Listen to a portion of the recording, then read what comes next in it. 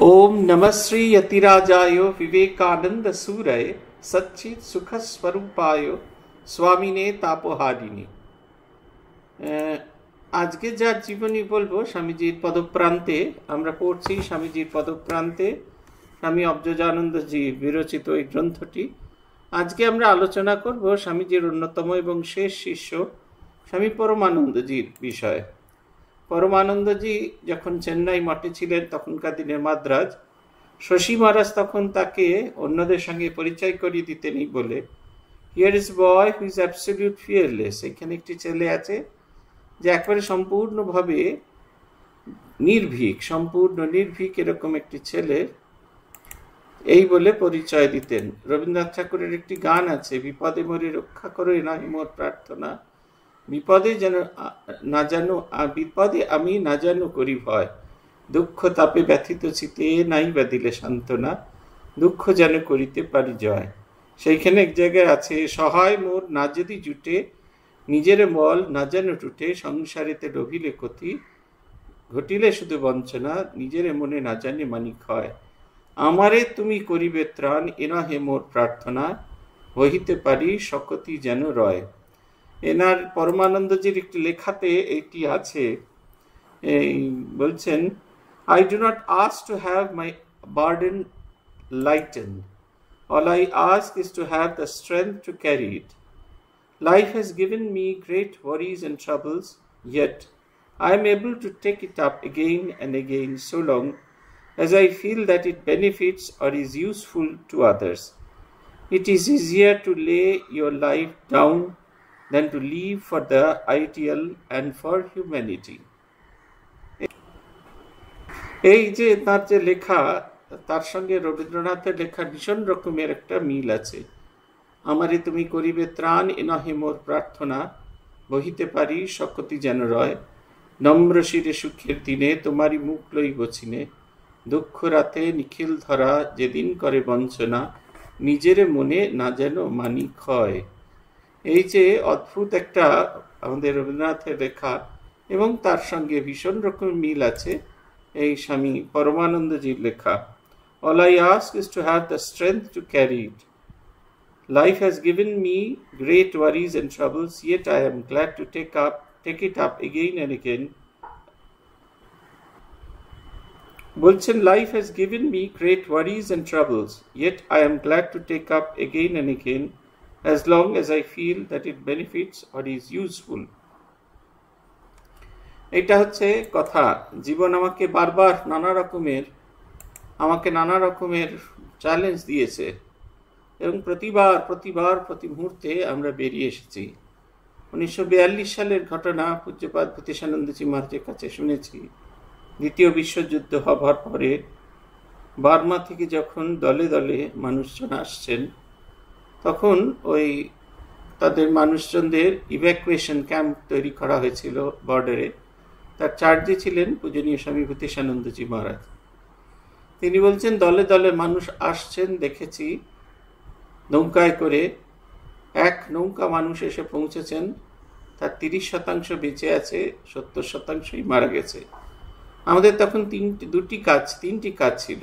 নম্বর 1, প্রথম দ্রুত যে কজন বেঁচে আছেন তাদেরকে খেতে দেওয়া এবং তাদের বাঁচানোর চেষ্টা।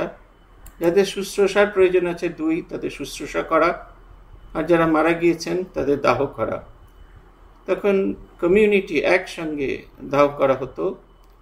এবং আপনারা যারা শুনতে পাচ্ছেন না, আমি কিছু বলতে পারবো না, কারণ বাকিরা শুনতে পাচ্ছেন। আপনি যেমন শুনতে পাচ্ছেন না, এটা যেমন একটা ফ্যাক্টর, তেমনি অনেকে শুনতে পাচ্ছেন, এটাও একটা ফ্যাক্টর। আপনারা না শুনতে পারলে শুধুমাত্র শুনতে পাচ্ছি না বলে হইচই না করে, কিছু একটা সমস্যা হচ্ছে, বেরিয়ে যান। পরের দিন আমাদের যে অনলাইনে যে রেকর্ডিং থাকবে সেটা শুনে নেবেন, সেটা দেখবেন, শুনতে অসুবিধা হবে না। কিছু নিশ্চয়ই টেকনিক্যাল প্রবলেম হচ্ছে, কিন্তু এইরকমভাবে করলে কি হয়, যারা শুনতে পাচ্ছে তাদের কাছে যে কথার প্রবাহটা সেটা বারবার হয়ে যায়, আটকে যায়। তিনি বলছেন, এই তৃতীয় যে কাজটা সেটা হচ্ছে মানুষদের দাহ করা। একটা কাঠের চুল্লি তৈরি করে তার উপর একসঙ্গে 8-10 জনকে রেখে তার উপর কেরোসিন দিয়ে তারপরে আবার কাঠ লাগিয়ে তাদের দাহ করা। পূজনীয় মহারাজের কাছে শুনেছি মাসের পর মাস এই কাজটি তারা করে গিয়েছিলেন। বলছেন মাঝে মাঝে মনে হতো পাগল হয়ে যাবো কি, এইভাবে কি করে বাঁচবো। বলছেন 3 মাস করে একদল সাধু থাকে, তারা ধীরে ধীরে চলে যায়, তাদের রিপ্লেসড হয়ে আরেক দল আসে, কিন্তু মহারাজ যেরকম ছিলেন তিনি ঠিক সেরকমই থাকলেন, তাকে কিছুতেই কোনোভাবেই বদল করা হচ্ছে না। একজনের কথা বলছেন, একটি অল্প বয়সী মেয়ে এসেছেন, তার স্বামী এবং সে পালিয়ে আসছিল, পথে নৌকার মধ্যে তার স্বামী মারা যায়। সেই মেয়েটি এসে পা দুটো জড়িয়ে ধরে কাঁদছে আর বলছেন আমার স্বামীর জন্য একটু আলাদা দাহ করার ব্যবস্থা করে দিন, ওই সবার সাথে একসাথেও কিছুতেই ওকে দাহ করা যাবে না। জীবনেরই নানা অভিজ্ঞতা, আমরা নানা ঘটনার কথা বলি। তো এই যে বলছেন না জীবন আমাকে অনেক কিছু শিখিয়েছে, ইনি বলছেন না life has given me great troubles, worries, yet I am glad to take it up again and again as long as I feel that it benefits or is useful to others. জীবন আমাকে বারবার নানা রকম চ্যালেঞ্জের সামনে দাঁড় করিয়ে দিয়েছে, আমি প্রত্যেকটি চ্যালেঞ্জ নিতে রাজি আছি, কিন্তু যদি তা মানুষের কল্যাণে হয়। স্বামী পরমানন্দজি, যার কথা এই সিরিজের শেষ যিনি নাম আছে, তার জন্ম হয়েছিল বরিশাল জেলার বার্নিপাড়া গ্রামে 1884 খ্রিস্টাব্দ। অদ্ভুত ছেলেটি, সকালবেলা যখন আগেকার দিনে রাত্রিরে জাগতে রাখো বলে চৌকিদার বলতে বলতে যেতেন, মাঝে মাঝে মানুষজনদের, ঘুমিয়ে পড়া মানুষদেরকে সতর্ক করে দিতেন। সেই ছোট ছেলেটি বলতেন যে যখনই সেই রকম আসবে তখনই তাকে যেন জাগিয়ে দেওয়া হয়, সে যেন জাগতে পারে, সে যেন জেগে উঠে, সেই চৌকিদারের এতে হাঁকে সে জেগে উঠত। সেই রকম আরেক চৌকিদার তার জীবনে এসেছিল, তিনি ঘুমন্ত বিশ্বমানবকে জেগে থাকার কথা বলেছিলেন, স্বামী বিবেকানন্দ, যার সেই জাগার শুনে সতর্কবাণীতে মানুষ সম্বিত ফিরে পায়, তারই ডাক শুনে ঘর ছেড়ে বেরিয়ে এসেছিলেন স্বামী পরমানন্দ। 1884 সালে তার জন্ম। বাবা আনন্দ গুহ ঠাকুরাতা বাবা মার সবশেষের সন্তান তিনি। মাত্র 9 বছর বয়সে তিনি মাতৃহারা হন। এ বিষয়ে একটি ঘটনা আপনাদের বলা দরকার। আপনারা অনেকেই চেনেন, ছুটি ছবি হয়েছিল এবং পরবর্তীকালে অন্যান্য ছবি হয়েছিল। বিশিষ্ট অভিনেত্রী এবং পরিচালক অরুন্ধতী দেবী। অরুন্ধতী দেবী ছিলেন আমাদের পরমানন্দজি মহারাজের ভাইঝি। অরুন্ধতী দেবী এসে এই যখন সিস্টার নিবেদিতা এই সিনেমা তৈরি হচ্ছে তখন তিনি অনুরোধ করেন যে তাকে যেন সিস্টার নিবেদিতার চরিত্রে অভিনয় করবার সুযোগ দেওয়া হয়। এই পরমানন্দজি তিনি ভাইজি ছিলেন। পরমানন্দজি মাত্র 9 বছর বয়সেই মাকে হারান, সেই কারণে তার ভীষণ কষ্ট ছিল। শশী মহারাজ পরবর্তীকালে তিনি তার স্মৃতিকথায় লিখেছেন, শশী মহারাজের কাছে যখন তিনি চেন্নাইতে এলেন তখন শশী মহারাজকে দেখে তিনি তার আচরণ, তার ভালোবাসা পেয়ে তার মাকে হারানোর দুঃখ ভুলে যান। তখনকার দিনে মানুষ নিজেরা, হ্যাঁ ঠিক সেই পরমানন্দজি।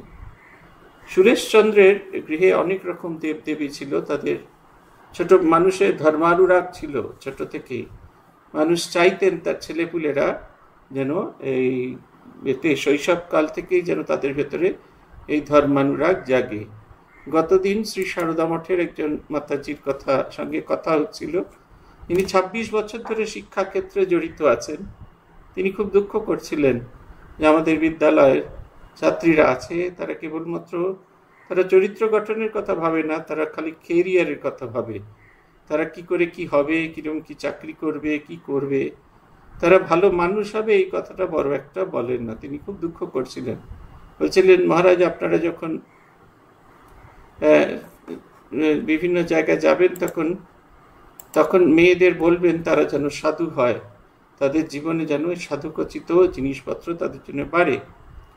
বারবার তিনি এই কথাটি বলছিলেন। তখনকার দিনে আজকাল বাবা মার ধর্মানুরাগ এবং ওই পরহিতকাঙ্ক্ষা এগুলো তাদের ভেতরে বড় একটা জাগে না। তার কারণ হচ্ছে বাবা মারা চান না তার সন্তানদের ভেতরে এইগুলো জাগুক। তিনি তার পিতা এই নানা রকম সামাজিক অনুষ্ঠানের মাধ্যমে এই ভাবগুলো তার ভেতরে ছিল এবং তিনি চাইতেন তার সন্তানদের ভেতরে এই ভাবগুলি জাগুক। আমি নামটি ভুলে গেছি, তিনি পরবর্তীকালে সিকিমের গভর্নর হয়েছিলেন। বেলুড় মঠে যখন এসেছিলেন তাকে নিয়ে যাওয়া হয়েছিল মন্দিরে। তিনি যেতে যেতে বলছিলেন তার জীবনের গল্প। তার বাবা বিশিষ্ট স্বাধীনতা সংগ্রামী ছিলেন, সশস্ত্র আন্দোলনের সঙ্গে জড়িত ছিলেন। মুঙ্গের জেলে তার বাবাকে রাখা হয়েছিল। তার বাবা যেহেতু খুব লেখাপড়া জানা মানুষ ছিলেন, তাই জেলার তাকে প্রত্যেক দিন পড়ার জন্য একটা বই দিতেন, সন্ধে হলে আবার সেটি নিয়ে নিতেন। সেটি হচ্ছে সূর্যকান্ত ত্রিপাঠীর অনুবাদ করা শ্রীরামকৃষ্ণ কথামৃত, যেটির হিন্দি নাম রামকৃষ্ণ বচনামৃত। অধীর আগ্রহে তিনি সেই বইটি পড়তেন, গোগ্রাসে কিলতেন। তার এই আগ্রহ দেখে বইটি তার কাছে রেখে দেওয়ার অনুমতি দেন এবং পরবর্তীকালে তিনি যখন ফিরে আসেন জেল থেকে, তার জীবনের আমূল পরিবর্তন হয়ে যায়। তিনি সশস্ত্র আন্দোলনের থেকে সরে আসেন। স্বাধীনতা সংগ্রাম তার ভেতরে বীজ ছিল, কিন্তু পদ্ধতিটা অন্যরকম। তিনি মানুষ তৈরির কাজ করেন, শিক্ষকতা গ্রহণ করেন এবং ছেলেদের মধ্যে শ্রীরামকৃষ্ণ এবং স্বামী বিবেকানন্দের যে ভাবধারা সেটি প্রচারের চেষ্টা করতেন। তিনি বললেন, আমাদের বাড়িতে রোজ রাত্রিরে খানিকক্ষণ বচনামৃত এবং স্বামী বিবেকানন্দের বাণীয় রচনার যে যতটুকু অংশ হিন্দিতে অনুবাদ হয়েছে ততটুকু অংশ আমাদের রোজ রাত্রিরে আমার বাবা রোজ একটু একটু করে আমাদের পড়াতেন। খেলাধুলা, এইগুলো লেখাপড়া ছাড়াও তিনি খেলাধুলা, শরীরচর্চা এইসব বিষয়েও অত্যন্ত দক্ষ ছিলেন। গাছে চড়া, সাঁতার কাটা, ভলিবল খেলা, ঘুড়ি ওড়ানো ইত্যাদি সব কিছুতেই তিনি দক্ষ ছিলেন। নির্ভয় ছিলেন। সাপ এসে তার বন্ধুদের ভয় দেখাচ্ছে, তারা বন্ধুরা যখন গুটিয়ে আছে, তখন তিনি সেই সাপের ল্যাজ ধরিয়ে বনবন বনবন করে ঘুরে ছুঁড়ে ফেলে দিচ্ছেন। তার বৃদ্ধ পিতাকে ধর্মগ্রন্থের প্রতি তার আকর্ষণ হলো এইভাবে, তার বৃদ্ধ পিতা অসুস্থ হয়ে যাওয়ার পরে তাকে রোজ ধর্মগ্রন্থ পড়ে শোনাতে হতো। তার গলার আওয়াজ ছিল মিষ্টি। তার দুটি কাজ ছিল, রোজ বাবাকে খানিকক্ষণ করে ধর্মগ্রন্থ পড়ে শোনানো এবং তার বাবাকে রোজ কয়েকটি ভজন শোনানো। এমনি করে তার বাবাকে শোনানোর জন্য একদিন তাকে পড়তে শুরু করলো শ্রীরামকৃষ্ণদেবের উপদেশ। এতে শ্রীরামকৃষ্ণদেব এই যে উপদেশের মধ্যে যে সূর্যোদয়ের আগে তোলা মাখন, এই কথাটি আমাদের সুরেশের মনে ভীষণভাবে ছড়িয়ে পড়ে। এই সময় স্বামী নিত্যানন্দ, যিনি স্বামীজির একজন সন্ন্যাসী শিষ্য ছিলেন, তার সঙ্গে বালক এই সুরেশের সম্পর্ক তৈরি হয় এবং তার সঙ্গে সম্পর্ক তৈরি হওয়ার পরে জগৎটিকে তিনি অনিত্য বলে দেখতে থাকেন এবং অবশেষে 1900 খ্রিস্টাব্দের ফেব্রুয়ারি মার্চ মাস নাগাদ একদিন সুরেশ অজ্ঞাতসারে বাড়ি থেকে পালিয়ে গেলেন। ততদিনে বেলুড় মঠ তৈরি হয়ে গেছে এবং বেলুড় মঠে তিনি এসে প্রবেশ করলেন।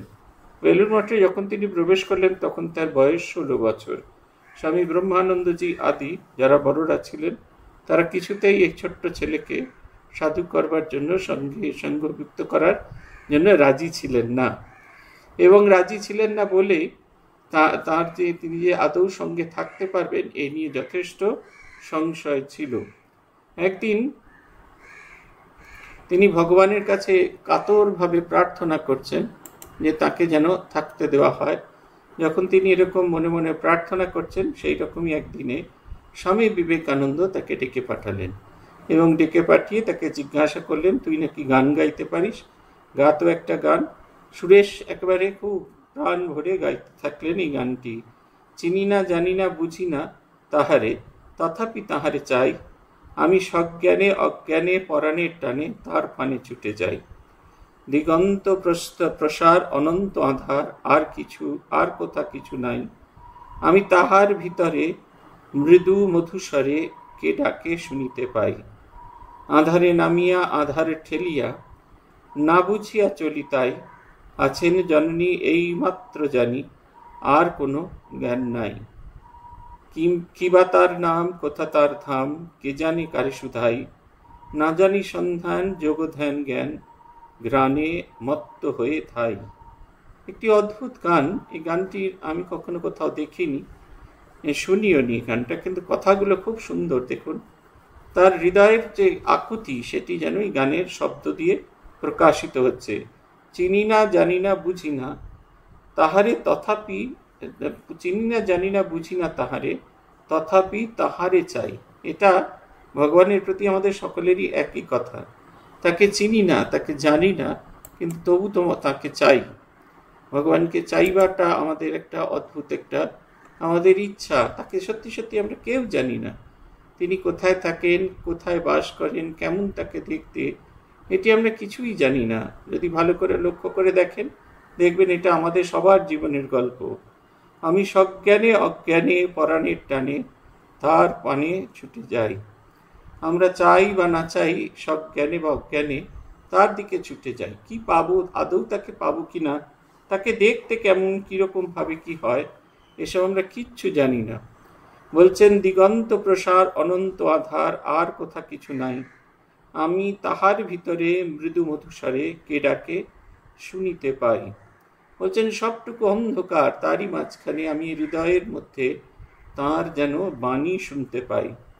আধারে নামিয়া আধারে ঠেলিয়া না বুঝিয়া চলি তাই, আছেন জননী এই মাত্র জানি, আর কোনো জ্ঞান নাই। আমাকে এই পথ দেখানোর জন্য সেই শক্তিময়ী সত্তা কাজ করবেন। আমি শুধু এইটুকু জানি, এর বাইরের আমার কিচ্ছু জানা নেই। আমি এইটুকু জানি যে তিনি আমাকে তার শ্রীপাদপদ্মে স্থান দেবেন। কিবা তার নাম, কোথা তার ধাম, কে জানে কারি সুধাই, না জানি সন্ধান যোগ ধ্যান জ্ঞান, গ্রাণে মত্ত হয়ে যাই। এই গ্রাণে মত্ত হয়ে যাওয়াটা ভীষণ একটা ইম্পর্টেন্ট কথা। গন্ধ পাওয়া যায়, ভগবানের গন্ধ পাওয়া যায়। যখন আমরা ভগবানের নিকট সমীপবর্তী হতে থাকি, তখন এই গন্ধটি পাওয়া যায়। তিনি বলছেন, কে কি কিছুই জানি না, কিন্তু একটা অদ্ভুত ভালোবাসার গন্ধ। যারা সাধকরা ভগবানকে পেয়েছেন তারা এই গন্ধের কথা উল্লেখ করেছেন তাদের জীবনী গ্রন্থে। স্বামীজি এই অদ্ভুত এক কৌশলে সুরেশের মনের কথা জেনে নিলেন, এবং তখন তিনি অনুমোদন করলেন যে এই ছেলেটি মঠে থাকবে। ব্রহ্মানন্দজি মহারাজ সুরেশের নতুন নাম রেখেছিলেন বসন্ত।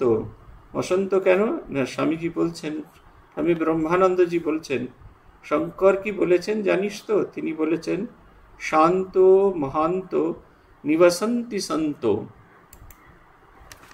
বসন্ত বল্লোকহিতম চরন্ত। শান্ত মহান সাধু ব্যক্তিরা সংসারে থেকে বসন্ত ঋতুর মতো সাধক কল্যাণে নিরত থাকেন। তারা যেখানেই যান সেখানেই বসন্ত সমাগমের আনন্দ। এটি হচ্ছে সাধু চরিত্রের একটি খুব উন্নত গুণ। সাধু চরিত্র বায়ুর মতো হয়, কোনো কিছুতে তাতে ধরে রাখা যায় না, তাদেরকে কখনো স্থির খুঁজে পাওয়া যায় না। তারা বইতে থাকেন, কিন্তু যেখান দিয়ে বইতে থাকেন সেখানে মানুষের যেরকম বসন্তকালে নবপত্রোদ্গম হয়, নতুন পাতা বেরোতে থাকে, ফুল বেরোতে থাকে, প্রকৃতি সেই শীতের জড়তা কাটিয়ে এক নতুন দিনের ছন্দে এগিয়ে যেতে থাকে, ঠিক সেই রকম সেই সন্ত সাধু সন্তের আগমনে এইরকম মানুষের ভেতরে একটি অদ্ভুত পরিবর্তন আসে। সন্ন্যাসী সে যে সংসারের ভেতরে এরকমভাবে থেকে সকলের ভেতরে ভগবত বায়ু, ভগবত ভাব প্রেরণ করতে থাকে। মঠ যোগদানের কিছুদিন পরেই বসন্ত স্বামী রামকৃষ্ণানন্দজির কাছে গেলেন তাকে সেখানে পাঠানোর তার কর্মী রূপে। বৈরাগ্যবান সুদর্শন বালকই বটে, 16 বছর বয়স তৎক্ষণ তার।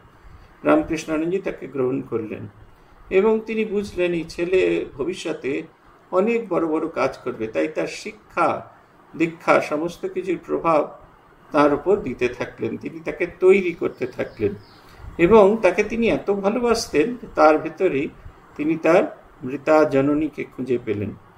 6 মাস যেতে যেতেই একটা অপ্রত্যাশিত বাধা এসে উপস্থিত হলো। এই নাবালক বালককে বাড়ি ফিরে দেওয়ার জন্য সংঘাধ্যক্ষ স্বামী ব্রহ্মানন্দজির কাছে তার বাবার চিঠি আসতে থাকলো। এই বারবার চিঠি আসতে থাকলো এবং অবশেষে বসন্তকে বেলুর মঠে ফেরত পাঠানো হলো। বসন্ত মঠে পৌঁছানোর কয়েকদিনের মধ্যেই স্বামী ব্রহ্মানন্দজি খুব অসুস্থ হয়ে পড়েন। বসন্ত সমস্ত কিছু চিন্তা ছেড়ে দিয়ে স্বামী ব্রহ্মানন্দজির সেবায় আত্মনিয়োগ করেন। মহারাজও বসন্তের সেবায় খুব খুশি হন। একদিন সকালে মঠে স্বামীজি একতলার বারান্দায় বাবুরাম মহারাজ সহ সকলকে বসে থাকতে দেখে বসন্তকে বলেন, খোকা, তুই আমার জন্য ভিক্ষা করে আনতে পারবি? বসন্ত সম্মতি জানালেন। স্বামীজির এই ভিক্ষা করে আনতে পাঠানো যেন তার ভাবী শিষ্যের মধ্যে সন্ন্যাস ভিক্ষা দানের ব্যাপারই এলো। সন্ন্যাস ছাড়া মঠে ভিক্ষা করতে দেওয়া হয় না। এই সন্ন্যাস দীক্ষা তিনি দেবেন তার যেন প্রস্তুতি। তিনি বলতে থাকলেন এবং স্বামীজি সস্নেহে বলেছিলেন, বা বেশ, তোর হাতের ভিক্ষান্ন পেলে আমি যে কত খুশি হব তা তুই জানিস না। তোকে আমি ভিক্ষুকের বেশে দেখতে চাই। এরপরে তিনি বলতে থাকেন, তোর আনা ভিক্ষাই আমি আজ খাবো। বসন্ত উৎসাহের চোটে বেরিয়ে পড়লেন। বিভিন্ন জায়গায় ভিক্ষা করতে করতে প্রায় দুপুর কাটিয়ে এলো। তথাপি স্বামীজি তার জন্য অপেক্ষা করতে থাকলেন। তিনি এসে সেই ভিক্ষান্ন রান্না করে স্বামীজিকে দিতে স্বামীজি তা গ্রহণ করলেন। বসন্ত বাড়িঘরের কথা একদম ভুলে গেছিলেন। স্বামীজির প্রত্যক্ষ সঙ্গ লাভ, তার সেবাধিকার, সমস্ত কিছু বসন্তের জীবনের অধ্যাত্ম জীবনকে শক্তপোক্ত করে দিয়েছিল। অবশেষে যখন খুব চাপের মধ্যে এলেন, তখন বসন্তকে বাড়ি ফিরে আসতেই হলো। বাড়িতে এসে তিনি তার পিতার শয্যা পার্শ্বে বসলে তার পিতার যে অশান্ত হৃদয় সেটা যেন শান্ত হলো। পরিজনেরাও তাকে বুঝে সংসারে থাকার চেষ্টা করলেন। বসন্ত তার বাবাকে আগের মতোই ভালোবাসতেন, আগের মতোই সেবা শুশ্রূষা করতেন। প্রত্যেক দিন সন্ধ্যায় আগে যেরকম ভজন সঙ্গীত শোনাতেন, যেরকম ধর্মপুস্তক পাঠ করে শোনাতেন, ঠিক সেই রকমভাবে হতে থাকলো। আত্মীয় স্বজনরা সকলেই আস্তে আস্তে প্ল্যান করতে থাকলেন বসন্তকে যাতে সংসারে ফিরে পাঠাতে চায়। এমন সময় রামকৃষ্ণানন্দজি কিছুদিনের জন্য তিনি বেলুড় মঠে এসেছিলেন। বেলুড় মঠ থেকে তিনি একটি চিঠি লেখেন যে স্বামীজি তার খোঁজ করছেন। স্বামীজি জিজ্ঞাসা করেছিলেন, ছোকরা এতদিন বাড়িতে বসে আছে কেন?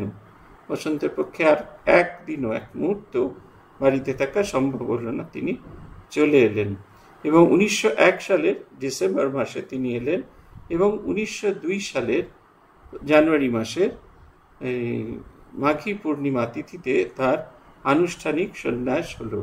আগেকার দিনে এরকম সন্ন্যাসের জন্য পৃথক তিথি কিছু বাচ্চা হতো না, বছরে বহুবার বহু সময় হতো। স্বামী অখণ্ডানন্দ, স্বামী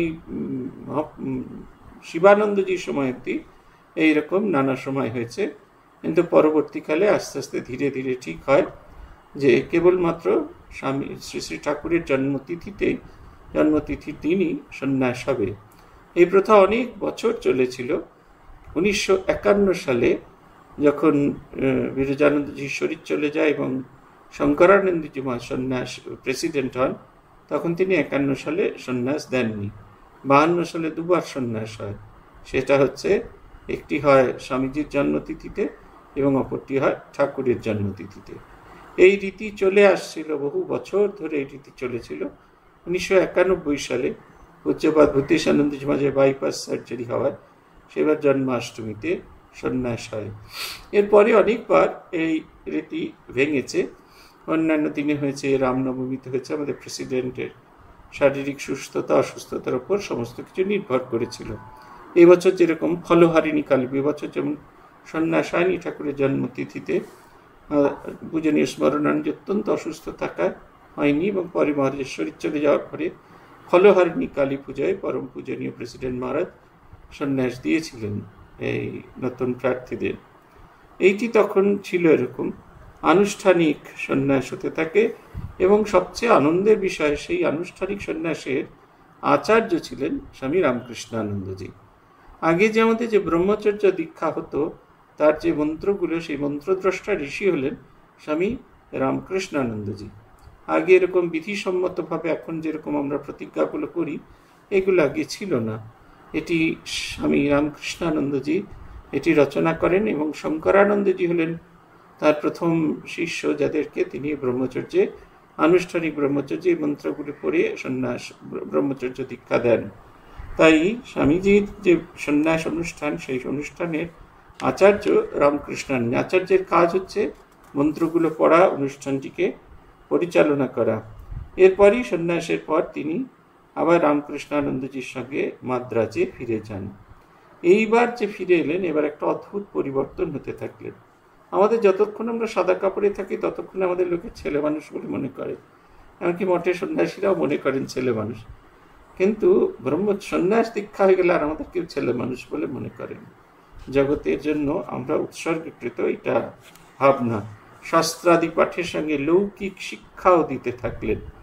এবং রামকৃষ্ণানন্দজি একাধারে তার অভিভাবক, একাধারে তার শিক্ষক, একাধারে তার আচার্য এবং বন্ধু, খুব হার্ড টাস্ক মাস্টার ছিলেন।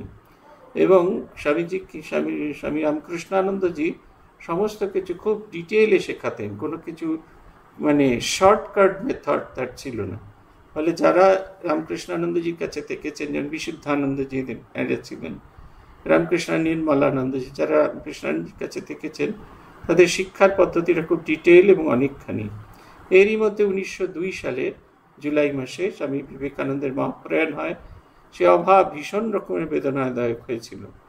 এমনই সময় এর স্বামীজির মহাপ্রয়াণে কিছুদিন বাদে তার গুরু ভ্রাতা এবং গুরু ভগিনী নিবেদিতা এবং স্বামী সদানন্দ প্রচারের জন্য মাদ্রাজে আসেন এবং উভয়ে দেখা করেন স্বামী পরমানন্দের সঙ্গে, এবং তারা একসঙ্গে বসে স্বামীজির বিষয়ে আলোচনা করতেন। নিবেদিতা এই তরুণ স্বামীকে দেখে নাম রেখেছিলেন তার বেবি স্বামীজি, ছোট স্বামীজি বলে তিনি তাকে বলতেন। এবং রামকৃষ্ণানন্দজির কাছেও কৌতূহলী পরমানন্দ নানা কথা জিজ্ঞাসা করতেন এবং স্বামীজির উপযুক্ত গুরুভ্রাতার মুখে তার অলৌকিক কাহিনী শুনে পরমানন্দ অত্যন্ত রোমাঞ্চিত হতেন। রামকৃষ্ণানন্দজি তাকে প্রত্যহ 2 ঘন্টা শাস্ত্রপাঠ করাতেন। এছাড়াও সমস্ত কাজে রামকৃষ্ণানন্দজির সঙ্গে সঙ্গে থাকায় পরমানন্দজির জীবনও জ্ঞান, ভক্তি এবং কর্মের প্রকাশ হয়ে উঠেছিল। শশী মহারাজের জীবনের একটা বিশেষ বৈশিষ্ট্য। অনেক মনে করেন শশী মহারাজ কেবলমাত্র আমাদের পূজা পাঠ অর্চনা এইসব চালু করেছিলেন, তা কিন্তু নয়। শশী মহারাজের ধারায় যারা পুজো করেন তাদের ভেতরে এই ভাবটি, এই দুটি ভাব ভীষণ রকমের আছে। একটি হচ্ছে জ্ঞান এবং কর্ম, এবং দুটির ভেতরে মিশে আছে ভক্তি। তিনি যেরকম পূজার বিষয় খুব ডিটেইলে ছিলেন, কিন্তু সেইটি যে ঈশ্বরের যে সেবা করছেন এবং এটি তার যে মুক্তির উপায়, এইটি করার জন্য তিনি জ্ঞান চর্চাও তীব্রভাবে করতেন। স্বামী হিতানন্দজি মহারাজের কথা শুনেছি, তার ঘরেতে 2টো খাট ছিল, সেই ঘরটি এখনো আছে এবং সেখানে 2টি খাট আছে। যদি এখন সেই ঘরে 2জন মানুষ থাকেন, কিন্তু একটা সময় ঘরটিতে থাকতেন। একটি খাটে স্বামী হিতানন্দজি থাকতেন এবং অপর একটি খাটে বসে হিতানন্দজি রোজ বেদান্ত চর্চা করতেন। তার মতো এরকম নিষ্ঠাবান শ্রীরামকৃষ্ণ পূজারী আমাদের সঙ্গে আর কেউ এসেছেন কিনা খুঁজে পাওয়া কঠিন। পরবর্তীকালে অনেককেই দেখেছি, কিন্তু এই যে ভাবটা জ্ঞান, ভক্তি এবং কর্মের যে যোগ, এটি আমরা পূজনীয় বৈদ্যনাথ আনন্দজির মধ্যে খুব দেখেছি। মহারাজের ভেতরেও এই ভাবটি আছে। যেমন তিনি পূজা পাঠে দক্ষ, তার পেছনের যে সায়েন্স সেটি তিনি জানেন, জ্ঞানী, এবং একই সঙ্গে তার ভক্তি ভালোবাসা অসাধারণ। আমার আজও মনে পড়ে একবার সকালবেলায় পূজনীয় মহারাজ ঠাকুরকে ওই গরমকালে একটুখানি দুপাশে, ঠাকুরের দুপাশের যে জানলা একটুখানি ফাঁক করা আছে, আমরা সকালে মঙ্গল আরতির আগে এসে দাঁড়িয়ে দাঁড়িয়ে ওখানে ঠাকুরকে দেখতাম। ঠাকুরের সামনে জলের ধারা দেওয়া হচ্ছে, সেটা আমরা শুনতে পেতাম কিন্তু দেখতে পেতাম না। কিন্তু যেটা দেখতে পেতাম সেটা হচ্ছে পূজনীয় সুকুমার মহারাজ তামাকটা এরকম করে ঠাকুরের সামনে ধরে আছেন, চোখ দুটো বন্ধ করে ঠাকুরের দিকে তামাকটি ধরে আছেন। এমনভাবে ধরে আছেন মনে হতো যেন ঠাকুর সত্যি সত্যি তামাক খাচ্ছেন। পরবর্তীকালে ট্রেনিং সেন্টারে থাকাকালীন আমরা যখন তামাক সাজতাম, মহারাজ আসতেন, এসে শুধু দরজাটা খুলে হাতটা এমনি করে বাড়িয়ে দিতেন। আমরা এই কলকেটা মহারাজের হাতে দিয়ে দিতাম, আবার হয়ে গেলে ওই কলকেটা আমরা হাতে নিতাম, তখন মহারাজ বেরিয়ে আসতেন। অদ্ভুত গম্ভীর তার চেহারা। সমস্ত রাত কালী পুজো করতে দেখেছি। এই ভাবটি, এই এত কিছু বলার কারণ হচ্ছে এই 3টি ভাব, জ্ঞান, কর্ম এবং ভক্তি, এটি সমানভাবে, এটা শশী মহারাজের কথা। শশী মহারাজের আরেকটি ভালো গুণ সেটি পেয়েছিলেন। আগেকার দিনে 2জন ছিলেন যিনি সবসময় মানুষের সেবা করেছেন, গুরু ভাইদের সেবা করেছেন। এক হচ্ছেন শশী মহারাজ এবং 2 হচ্ছেন স্বামী শারদানন্দজি। এদেরকে সব সময় দেখা যেত অন্যের সেবায় রত থাকতেন। এই পরমানন্দ লোকে শশী মহারাজ বলতেন যে পরমানন্দের পবিত্র ছোঁয়া লাগলেই লোকের ব্যাধির আরাম হয়। তিনি একদিন তাকে একটা প্রচণ্ড শীতে তার গায়ে কোনো চাদর না পাওয়ায় তিনি একটি চাদর দিয়েছিলেন, শশী মহারাজ একটি চাদর দিয়েছিলেন। সে চাদর তিনি ব্যবহার করেননি। পরে যখন তাকে ধরা হলো তিনি বললেন আমার তত শীত লাগে না, কিন্তু খোঁজ করে জানা গেল সেই গরম চাদর তিনি অন্য কাউকে দিয়েছিলেন। এবং পরবর্তীকালে বাবুরাম মহারাজকে বলে একখানা ভালো চাদর তিনি আনিয়েছিলেন এবং পরমানন্দজিকে দেন। সেটি তিনি শ্রদ্ধার সঙ্গে বহুকাল ব্যবহার করেছেন, বিদেশে নিয়ে গেছিলেন। এই গরম চাদর প্রসঙ্গে একটি ছোট্ট গল্প আপনাদের বলি। অমলানন্দজি মহারাজ ছিলেন আমাদের বেলঘরিয়া স্টুডেন্ট সেমের অধ্যক্ষ। তার কাছে বহু প্রাক্তনীরা আসতেন। একজন প্রাক্তনী আসতেন, তিনি ইনকাম ট্যাক্সের কমিশনার ছিলেন, রিটায়ার্ড কমিশনার। তিনি প্রত্যেক বছর শীতের শুরু হলে একটি করে নতুন গরম চাদর মহারাজকে উপহার দিতেন, শাল, দামি দামি শাল দিতেন। মহারাজ তাড়াতাড়ি করে সেই শাল রং টং করে সেই দিনই পরতেন। দিন 5 পরতেন, তারপর সেটি অন্য কাউকে, কেউ চাইলেই গা থেকে খুলে সেটি দিয়ে দিতেন। একদিন আমরা ওই দাদাকে বলছি যে আপনি তো জানেন মহারাজ এই চাদর পরবেন না, এই চাদরটি কাউকে দিয়ে দেবেন, তাহলে কেন দেন? তখন ইনি একটি ঘটনা বললেন, গৌরীপুরের ঘটনা। বাংলাদেশ থেকে তিনি এসেছেন সদ্য। তখন তার একটাই মাত্র সোয়েটার ছিল, সুইটার উনি বলতেন। সেটি কেচে দেওয়া হয়েছে এবং কেচে মেলতে দিয়েছেন, কিন্তু সেদিনকে প্রচণ্ড ঠান্ডা মেঘলা থাকায় সেই সোয়েটার শুকোয়নি। তিনি গায়ে উত্তরীয় দিয়ে তিনি মন্দির থেকে ফিরছেন, অমলানন্দজি মন্দিরের দিকে যাচ্ছেন। গায়ে তার ঠান্ডায় আপাদ মস্তক চাপা দেওয়া র্যাপারে। তিনি জিজ্ঞেস করছেন তোমার সোয়েটার, তোমার গরম জামা কাপড় নেই?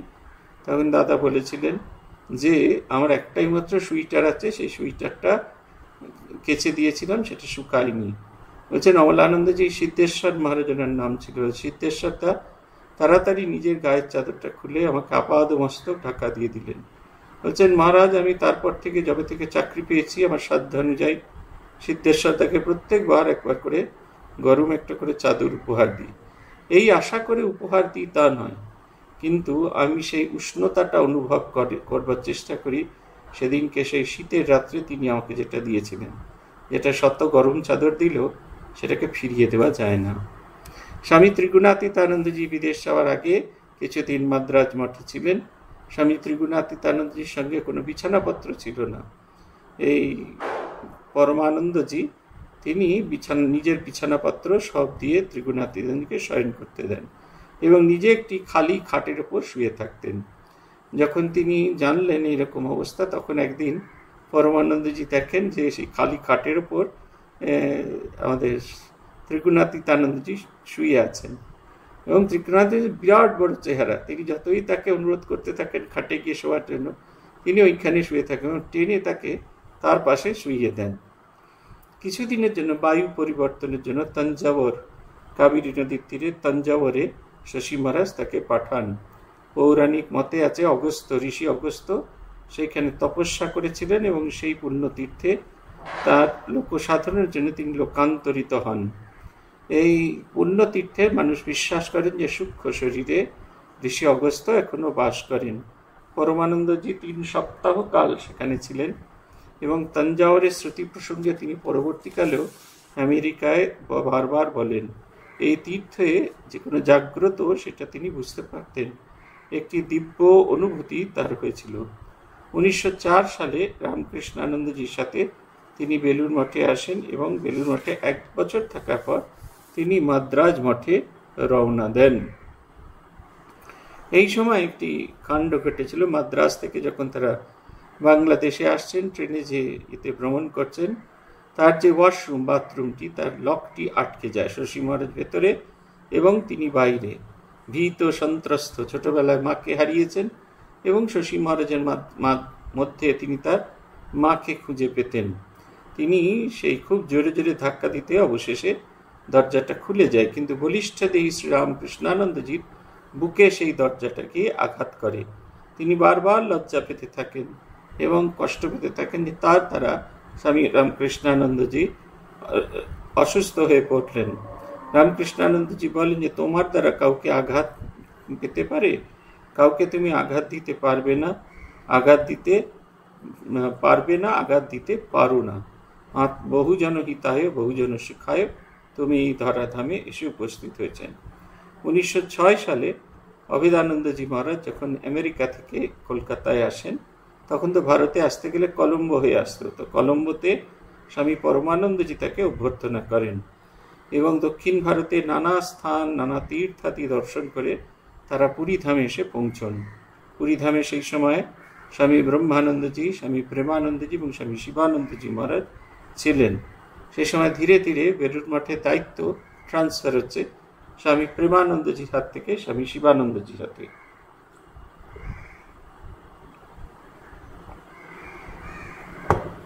এই ট্রান্সফার অফ পাওয়ারটা অদ্ভুত রকমের। বাবুরাম মহারাজ থাকতে থাকতেই শিবানন্দজিকে ব্রহ্মানন্দজি নিয়ে আসেন এবং ধীরে ধীরে প্রেমানন্দজির সহকারী রূপে সব কাজ শেষ করা শেখানো শুরু হয়। এবং প্রেমানন্দজি অসুস্থ হয়ে পড়লে মহাপুরুষ মহারাজ বেলুড় মঠের দায়িত্ব গ্রহণ করেন। আবার শেষ দাক্ষিণাত্য যাত্রার সময়, সেই সময় আমাদের মহাপুরুষ মহারাজ রামকৃষ্ণ মঠ মিশনের নতুন ভাইস প্রেসিডেন্ট নিযুক্ত হয়েছেন। তাকে সঙ্গে করে ব্রহ্মানন্দজি মহারাজ সারা দক্ষিণ ভারত ঘুরে বেড়ান। ভাবটা এই যেন সকলের সঙ্গে তিনি পরিচয় করে দিচ্ছেন। এবং স্বামীজির জন্মতিথি যখন এসে পৌঁছল, তখন তিনি কলকাতায় ছিলেন না, তিনি বেলুড় মঠে ছিলেন না, তিনি ভুবনেশ্বরে ছিলেন। এবং সেখান থেকে তিনি আদেশ করেন যে ব্রহ্মচারীদের, নবাগত ব্রহ্মচারীদের আনুষ্ঠানিক ব্রহ্মচর্য দীক্ষা অনুমতি তিনি মহাপুরুষ মহারাজকে দেন। এবং পরের বছর মহাপুরুষ শ্রীরামকৃষ্ণদেবের পার্ষদ স্বামী ব্রহ্মানন্দজি মাঝে মহাপ্রয়াণের পর স্বামী শিবানন্দজি যখন মঠ মিশনের প্রেসিডেন্ট হন, তখন এই ব্রহ্মচর্য সন্ন্যাস দীক্ষা দিয়ে তার কাজ শুরু হয়। দাক্ষিণাত্য থেকে এখানে আসেন এবং বাবুরাম মহারাজ, ব্রহ্মানন্দজি এবং শিবানন্দজির সঙ্গে এতজন মহাপুরুষের সঙ্গে তিনি পুরীর জগন্নাথ মন্দির দর্শন করতে যান। 8ই সেপ্টেম্বর পরমানন্দজি, অভেদানন্দজি এবং রামকৃষ্ণানন্দজি কলকাতার উদ্দেশ্যে যাত্রা করেন। কলকাতা থেকে বিভিন্ন জায়গা, পাটনা, কাশী, আগ্রা, আলোয়ার, আহমেদাবাদ হয়ে বোম্বে পৌঁছেন এবং সংঘের আদেশে সেইখান থেকেই, বম্বে থেকেই পরমানন্দজি আমেরিকার উদ্দেশ্যে যাত্রা করেন। 10ই নভেম্বর 1906 সালে আমেরিকায় স্বামী অভেদানন্দজির সহকারী হিসেবে তিনি প্রেরিত হন এবং সেই উদ্দেশ্যে যাত্রা করেন। তার বয়স তখন 22 কি 23 বছর মাত্র বয়স। 1908 খ্রিস্টাব্দে পরমানন্দজির সঙ্গে তিনি যাওয়ার পর তিনি নিউ ইয়র্কে পৌঁছন এবং নিউ ইয়র্কে বেদান্ত সমিতির অ্যাসিস্ট্যান্ট মিনিস্টার, সহকারী অধ্যক্ষ রূপে, সহকারী কার্যরূপে তিনি সেখানে থাকতে থাকেন। ধীরে ধীরে বেদান্ত সোসাইটির অনুরাগীদের ভেতরে পরমানন্দজির যে ভাবনা, সেগুলো একটু একটু করে ছড়িয়ে পড়তে থাকে। তিনি যেমন খুব ভালো বক্তৃতা দিতে পারতেন, আবার খুব বড় সাধকও ছিলেন। তিনি বক্তৃতাদি যেমন দিতেন, তেমনি মাঝে মাঝে নির্জনে সাধন ভজনের জন্য চলে যান। 1909 সালের প্রথম দিকে তিনি বস্টনে আসেন এবং বস্টনে ওলি বুল, সারা চ্যাপম্যান বুলের বাড়িতে তিনি তার অতিথি রূপে থাকেন এবং বেদান্তানুরাগীদের উদ্দেশ্যে তিনি ধর্ম প্রসঙ্গ করেন। স্বামী বিবেকানন্দের জীবনে ওলি বুল বা সারা চ্যাপম্যান বুলের অবদান অনেকখানি। এই বেলুড় মঠ প্রতিষ্ঠায় তার অনেকখানি ভূমিকা আছে। বোস্টন আমেরিকার প্রাচীন একটি অন্যতম শহর। স্বামীজির বড় সাধ ছিল যে বোস্টনে একটি বেদান্ত কেন্দ্র হয় এবং স্বামীজির এই স্বপ্নকে পূরণ করার জন্য অলিবুলের অর্থানুকূল্যে এবং স্বামীজির তার অক্লান্ত শ্রম এবং দক্ষতায় বস্টন শহরে 1909 সালে বেদান্ত সেন্টার স্থাপিত হয়। এই বস্টনে ছিল পরমানন্দের প্রধান কর্মকেন্দ্র। পরমানন্দের মনীষা, তার বাগ্মিতা, তার সাধুতা অচিরেই মানকিন রাজ্যে প্রভাব বিস্তার করতে থাকে। 1912 খ্রিস্টাব্দে তিনি 6 মাস ধরে ইউরোপের ফ্লোরেন্স, সুইজারল্যান্ড, জার্মানি প্রভৃতি বিভিন্ন স্থানে বেদান্ত প্রচার করতে থাকেন। তিনি একটি ছোট্ট পত্রিকাও প্রকাশ করেন, the message of the east. এটি বোস্টন থেকে তিনি সম্পাদন করেন। তার যেমন বক্তৃতা, তার সাধুতা যেরকম তার জীবনের গুণ ছিল, ঠিক সেই রকম তার লেখা path of devotion, Vedanta in practice, the way of peace and blessedness, এই পত্রিকাগুলি, এই বইগুলি তার সময় প্রকাশিত হতো। তার রচিত the vigil, rhythm of life, এই কবিতা গ্রন্থগুলিও খুব গুরুত্বপূর্ণ। 1914 খ্রিস্টাব্দের 21শে মে বস্টন বিবেক বেদান্ত কেন্দ্র স্থানান্তরিত হয়ে বর্তমান নিজস্ব ভবনে ফিরে আসে। 1913 এবং 14 খ্রিস্টাব্দে দুবার তিনি ইউরোপে প্রচার করেন।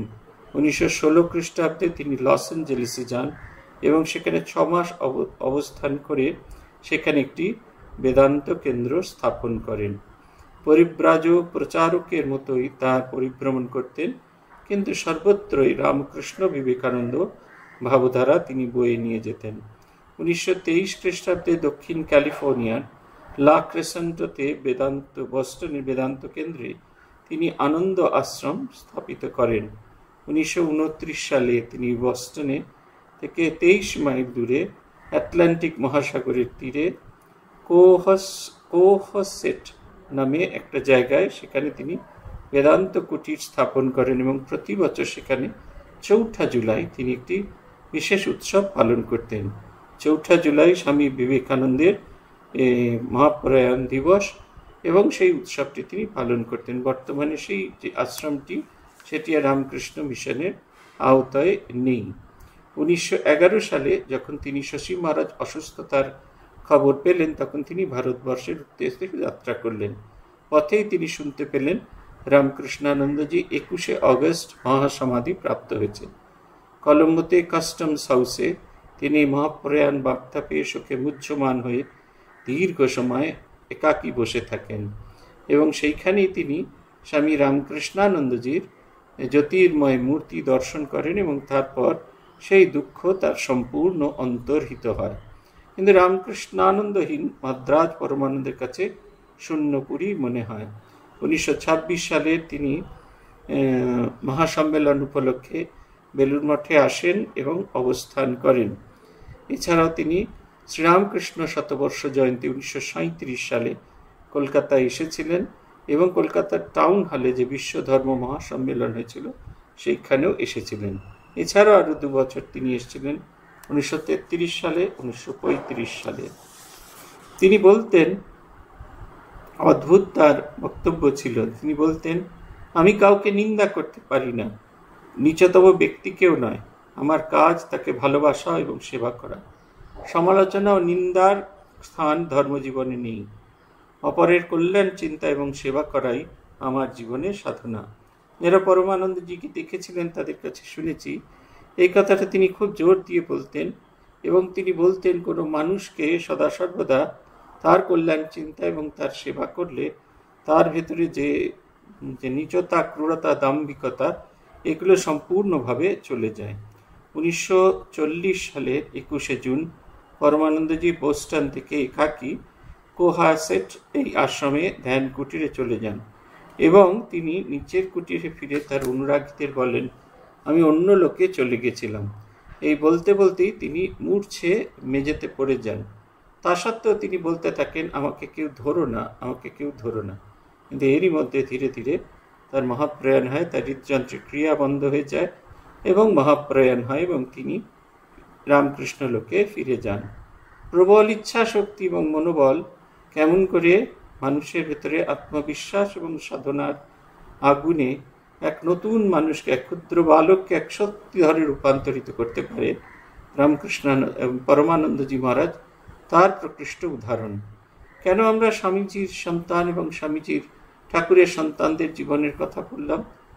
স্বামী শারদানন্দ চরিতের একেবারে শেষকালে প্রভানন্দজি একটি ভারী সুন্দর কথা লিখেছিলেন। তিনি লিখেছিলেন যে পদ্মফুল যখন ফোটে তখন সেটি যত ধীরে ধীরে বিকশিত হয় তত তার পদ্মফুলের রূপ এবং তার সুঘ্রাণ মানুষকে মথিত করতে থাকে। তারপর একটা সময় পদ্মফুলের প্রাণশক্তি শেষ হয়ে যায়, তার একটি একটি করে পাতা, তার একটি করে পাপড়ি শুকিয়ে ঝরে পড়তে থাকে, কিন্তু তার সুঘ্রাণটি বাতাসে মিলিয়ে যায় এবং সেই বাতাস বহুদিন ধরে মানুষের হৃদয়ে বাস করে প্রেরণা দিয়ে যান। সে প্রেরণার উৎস একটাই, বহুজনের সুখ এবং বহুজনের হিত। এদের দিব্য জীবন, এদের জীবনের দিব্য বাণী, এদের বিভিন্ন কার্যাবলী আমাদেরকে নতুন করে প্রেরণা দেয় এই বহুজনের হিত এবং বহুজনের সুখে নিজেদের উৎসর্গিত করার জন্য। আজ এই পর্যন্ত। আপনাদের অনেক অনেক অনেক ধন্যবাদ। দীর্ঘ সময় ধরে আমরা এই গ্রন্থটি পড়েছি এবং আপনারা আমাদের সঙ্গী থেকেছেন এই গ্রন্থগুলো পড়ে যাওয়ার সময়। আজকে আমরা এখানে শেষ করছি। ओम नमः श्री यतिराजाय विवेकानंद सूरय सच्चित सुख स्वरूपाय स्वामिने तापोहारिणे। ओम शांति ओम शांति ओम शांति। हरि ओम तत्सत। श्री रामकृष्णार्पणमस्तु।